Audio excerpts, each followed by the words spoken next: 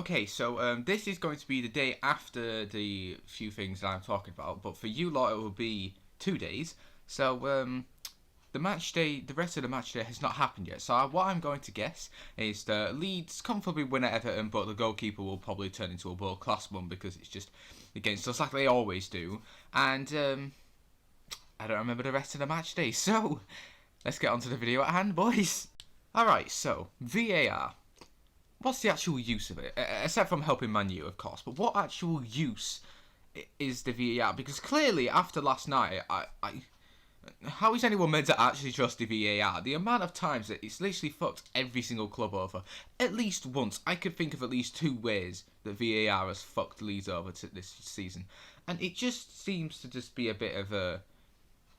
just a bit of an easy task, just for people who love the club of either the opposition or for the club, if that made any sense to you. So if this was last night, I easily would have made a massive rant about how VAR is completely ruining football, just unless you're a Man United player, right?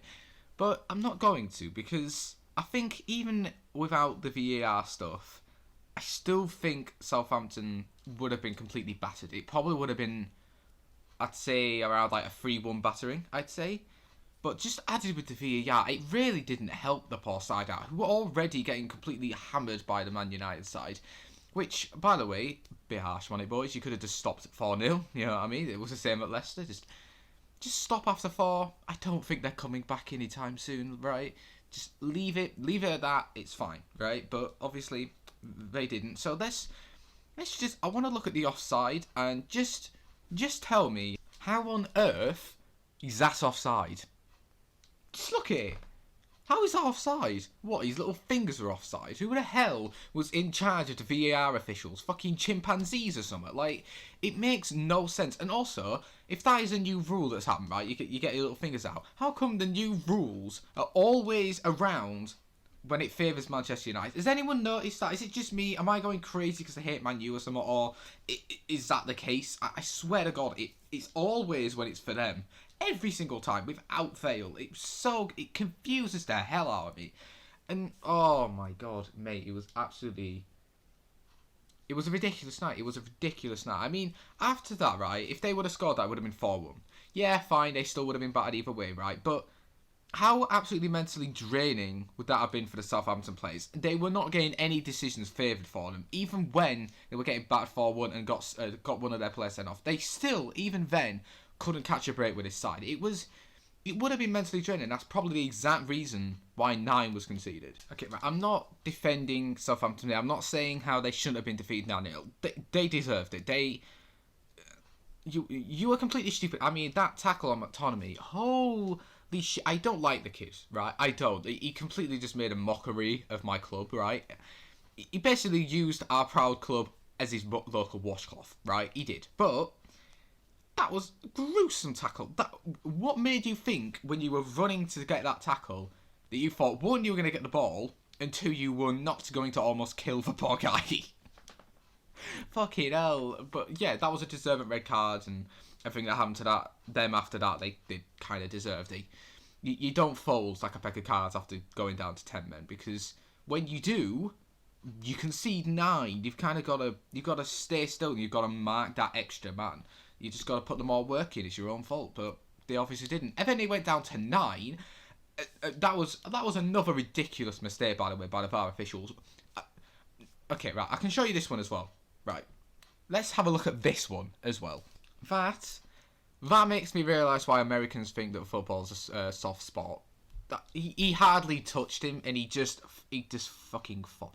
Martial at his finest, lads. He can't score, but hey, at least he can roll around the floor like he's playing a ballerina. You know what I mean? Like, oh, beautiful footballer. Mwah. Get him on that pitch. Start him ahead of Marcus Rashford. Yes. We need him in our squad just to flop around everywhere. Yes. I could not believe that was a red card. How the fuck was that even a card? Never mind a red card. Mike Dean even checked that. He literally checked on the board, saw the exact tackle. I don't know what angle he saw it from. Did he see it from bird's eye view or something? I didn't get where the hell he was looking at that. He sees that and goes, oh yeah, no, not only is that a penalty, that was such a bad tackle. Red card for you boys. Red card, look at that. And of course, obviously, Bruno Fernandes slots that home for his only fucking contribution to that game. Oh, his only contribution to a 9-0 defeat at Southampton. And everyone still thinks he's this like amazing player. He's still underrated, even though everyone talks about how he's the best player in the Premier League. And he's still underrated.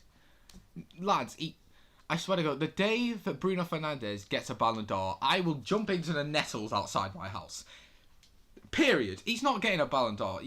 Oh my, yeah, it was ridiculous decision. But that wasn't even the only bad decision of the night. At least that one didn't have as much impact as the Arsenal one. If you don't know what I'm on about, I'll show you. That David Luiz got a red for that tackle. Yeah. Oh yeah, it was I watched it back and it was so bad. I could not believe where his foot went. It was social distance from the guy. How did that? How did the VAR not notice that one? How did VAR check that? And again, think not only a penalty, but a red card. And that was, I'm sorry, but that red card is what lost Arsenal the game. They were actually doing all right prior to that moment. I watched it back. They were fine prior to that. They actually was winning. And then David Luiz tries to get the ball. He don't go near the player. He goes down. Penalty, red card, 1-1. And then it ended up 2-1 to Wolves. They lost because of a ridiculous red card. Obviously, the goalie, I don't know what the fuck Leno thought he was going to be doing, trying to handball it outside his own box. Is he not a professional goalkeeper or something? So what do I think of VAR? Well, I do kind of find it quite pointless. It's definitely a biased VAR. I think we can all agree on that. It's always biased to a different club. It's never, the decision made by VAR is never actually correct, as far as I can tell. I don't see a point in it. It's definitely just, a lot of people are like, oh, it's still in its baby stage. It's been like 2 years now, maybe even 3. It's not good enough. It's not. It's been 3 years. There's been so many shitty mistakes. I'm sorry, but Bournemouth went down because of a shitty VAR decision. It should have been Aston Villa, not Bournemouth, that went down last season, right? I'm not saying that Aston Villa aren't a good team before anyone tries to say that. I don't know. I don't care, right? We still won you anyway. But, like, you know, Aston Villa are doing fine now. Should be doing fine in the Championship. I'm just saying. Yeah, I just think VAR is completely ridiculous. I cannot believe all of the bad decisions that were made last night. Some of them weren't as big. Some of them were definitely as big.